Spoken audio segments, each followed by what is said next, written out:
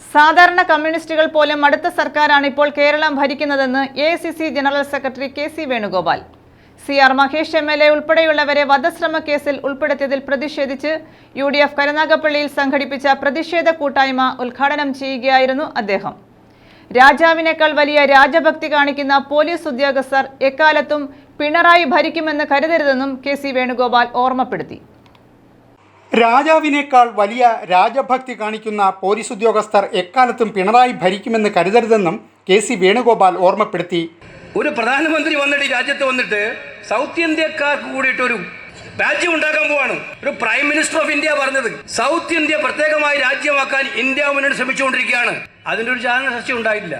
പോട്ടെ, ശരി. രാഹുൽ ഗാന്ധി റായ്ബറയിൽ മത്സരിക്കാൻ പോയപ്പോൾ രാഹുൽ ഗാന്ധിയെ റായ്ബറയിൽ മത്സരിക്കാൻ തീരുമാനിച്ചത് ഇന്ത്യൻ നാഷണൽ കോൺഗ്രസ് ആണ്.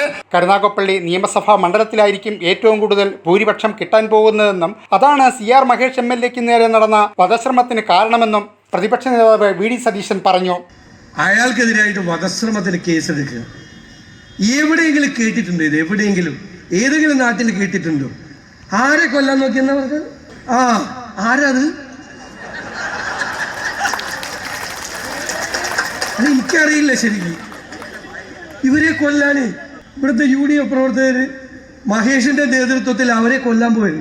ഇതാരോടാണ് ഇവർ ഈ പറയണത്? അപ്പൊ കള്ളക്കേസ് ഉണ്ടാക്കിയിരിക്കുകയാണ്. എഴുതി വാങ്ങിച്ചിട്ട് കള്ളക്കേസ് ഉണ്ടാക്കിയിരിക്കുക. മുഖ്യമന്ത്രിയുടെ ഓഫീസ് അറിയാതെ സി.ആർ. മഹേഷിന്റെ പേരിൽ വധശ്രമത്തിന് കേസെടുക്കില്ലെന്ന് N.K. പ്രേമേന്ദ്രൻ MP പറഞ്ഞു. UDF ജില്ലാ ചെയർമാൻ K.C. രാജൻ അധ്യക്ഷനായിരുന്നു. P.C. Vishnunath M.L.A, DCC president P. Rajendraprasad, Jebi Mather, M.M. Hassan തുടങ്ങിയവർ സംസാരിച്ചു. News bureau, Karunagappally.